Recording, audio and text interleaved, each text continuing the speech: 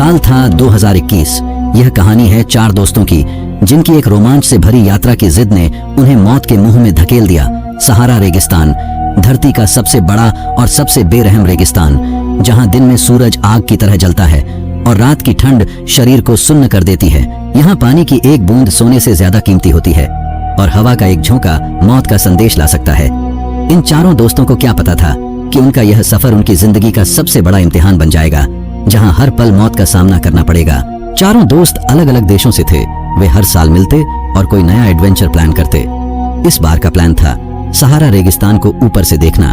उन्होंने एक चमकीला नीला छोटा सी 172 प्राइवेट जेट किराए पर लिया। यह प्लेन छोटा था लेकिन एसी से लैस और तेज रफ्तार वाला।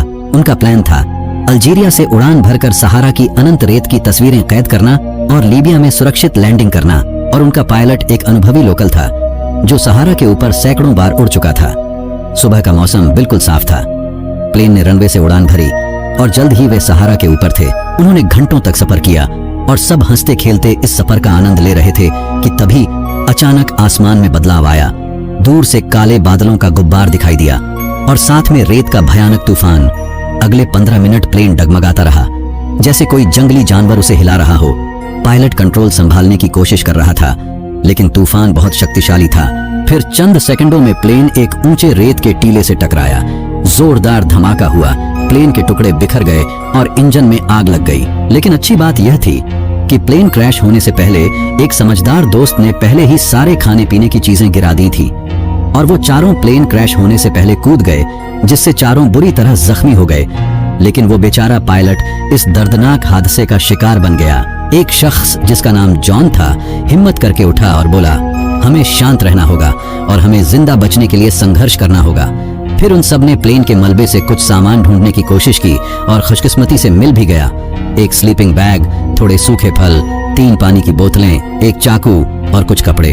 अब आप सोच रहे होंगे ये सब चीजें बची कैसे? वो इसलिए क्योंकि रेत ने आग को बुझा दिया था। शायद ऊपर वाला भी चाहता था कि ये कुछ दिन जिंदा रहें। फिर उन सब ने पैदल चलने का फैसला किया। जॉन ने नक्शा खोलकर देखा तो उसे पूर्व दिशा में एक प्राचीन कारवां मार्ग दिखाई दिया और उन सब ने उसी मार्ग पर चलने का फैसला किया। लेकिन सहारा रेगिस्तान में चलना आसान नहीं था।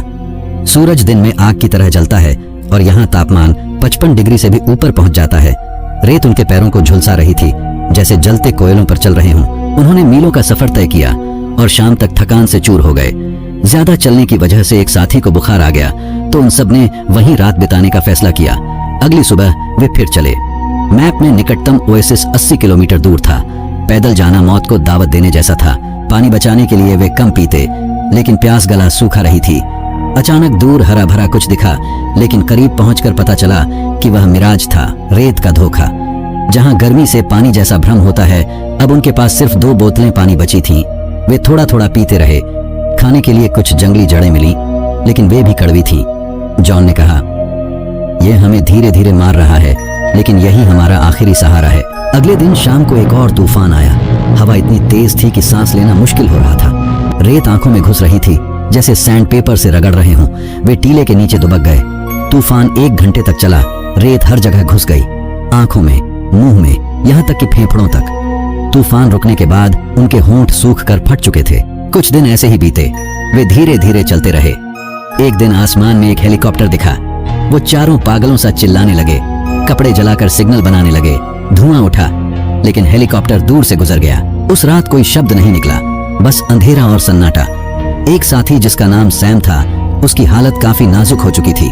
उसका शरीर सूखकर कंकाल जैसा हो चुका था और उसकी आंखें धंस गई थीं। उसकी रात बड़ी मुश्किल से गुजरी और अगली सुबह उसने जॉन से फुसफुसाकर कहा, अगर मैं न बचूं तो मुझे यहीं छोड़कर आगे बढ़ जाना। तुम्हें मेरी वजह से नहीं मरना चाहिए। जॉन ने कहा, नहीं, हम साथ हैं भाई। लेकिन शाम तक सैम की सांसें थम गईं। भूख और प्यास ने उसे मार डाला। जॉन, रिचर्ड और पीटर ने आंसू बहाते हुए उसे रेत में दफनाया और उसके लिए प्रार्थना की। और रिचर्ड ने कहा, अब हमें बस 2 चीजें करनी हैं, चलते रहना और सांस लेते रहना। सैम की याद में अब तीनों बचे थे। वे रोज थोड़ी थोड़ी दूरी तय करते, दोपहर में विश्राम करते और शाम को फिर सफर पर निकल पड़ते। उनके शरीर अब जहरीले पानी को सहने लगे थे। कैक्टस का तरल अब कम जलन देता था, लेकिन कमजोरी बरकरार रहती थी। जॉन के मन में फ्लैशबैक आते, घर की यादें, पत्नी का चेहरा, बच्चों की हंसी। मैं लौटूंगा, वह खुद से कहता। एक रात वे एक छोटे से ओएसिस के पास पहुंचे, लेकिन वह फिर मिराज थी। लेकिन इस बार वे हंस पड़े। रेगिस्तान हमें टेस्ट कर रहा है, और इसी तरह हंसी मजाक करते हुए आगे बढ़ने लगे। अगले दिन दोपहर में फिर एक विकराल तूफान आया। यह पहले से ज्यादा तेज था। हवा 150 किलोमीटर प्रति घंटा पहुंच गई। रेत तीरों की तरह उनके शरीर में चुभ रही थी। जॉन और बाकी दोस्त एक ऊंचे टीले के पीछे छिप गए, लेकिन तूफान इतना तेज था कि हवा ने उन्हें उड़ाना शुरू कर दिया। पीटर का पैर फिसला और वह रेत में धंस गया। रिचर्ड चिल्लाया और उसे खींचने गया, लेकिन तूफान ने उसकी सांसें रोक दी। रेत मुंह में घुस गई। पीटर का चेहरा रेत में पूरी तरह दब गया। वह छटपटाया, लेकिन मिनटों में उसकी मौत हो गई। दम घुटने से जॉन और रिचर्ड सदमे में थे। तूफान थमने के बाद उन्होंने पीटर को दफनाया और रोते रोते सफर को आगे जारी रखा। वे आगे बढ़ते रहे। अब उनके पास न खाना था न पानी, सब पूरी तरह खत्म हो चुका था। बस प्लेन का टूटा हुआ एंटेना और एक चाकू बचा था। चलते चलते वे एक ऐसी जगह पहुंचे जहां चारों तरफ ऊंटों की हड्डियां बिखरी थीं। नक्शे में वहां मौत का चिन्ह बना था, जिसे लोग डेथ वैली कहते थे, क्योंकि वहां जहरीले कीड़े मकोड़े, सांप और बिच्छू भरे होते थे। जॉन ने कहा, सावधान रहना। रात में जॉन जमीन पर लेटकर सोया। भूख उसे अंदर ही अंदर तोड़ रही थी। उसने ऊंट का शिकार करने की सोची, लेकिन उसे ऊंट का शिकार करना नहीं आता था। मगर भाग्य से एक घायल ऊंट लड़खड़ाता हुआ उनके पास आ गया।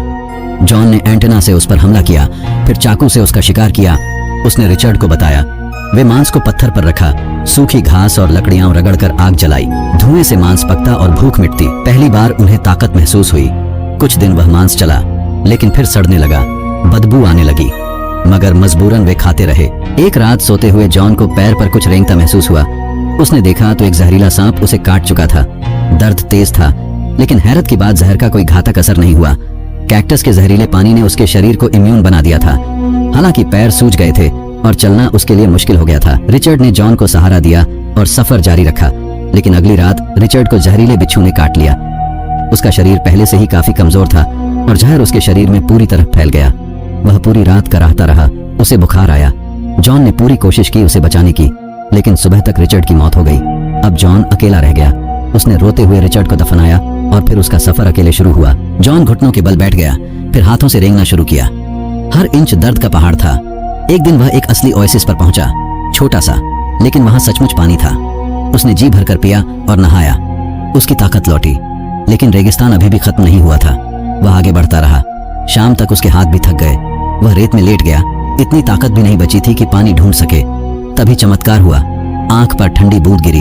आंख खोली तो देखा सहारा में पहली बार बारिश हो रही थी। जॉन ने सोचा, जैसे ऊपर वाला कह रहा हो, उठो, अभी नहीं। उसने किसी चीज में पानी भरा। बारिश ने उसे नई जिंदगी दी और वह रेंगते हुए आगे बढ़ा। अगले दिन एक और आफत आई। एक जहरीले स्कॉर्पियन ने उसे काट लिया। दर्द असहनीय था। उसका शरीर अब सहन नहीं कर सका और वह बेहोश हो गया।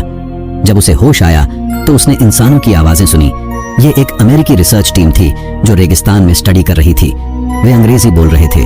जॉन की हालत देखकर सब समझ गए। उन्होंने उसे एंटीवेनम दिया, पानी पिलाया और प्लेन से अल्जीरिया के इंटरनेशनल हॉस्पिटल ले गए।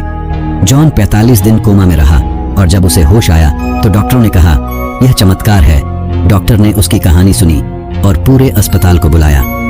सबने ताली बजाई, क्योंकि 90 दिनों तक सहारा में सरवाइव करना किसी करिश्मे से कम नहीं था। डॉक्टर ने बताया कि शहर में 3 महीने से उसकी तलाश चल रही थी, लेकिन सबने उम्मीद छोड़ दी थी।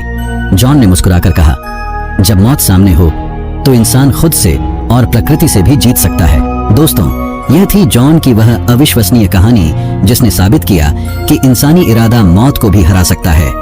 सहारा की बेरहमी से लड़कर वह लौटा और आज दुनिया में वह एक बार फिर जी रहा है। अगर यह कहानी आपको थोड़ी सी भी अच्छी लगी हो तो लाइक जरूर करें, शेयर करें और चैनल को सब्सक्राइब जरूर से करें, क्योंकि ऐसी सच्ची बहादुरी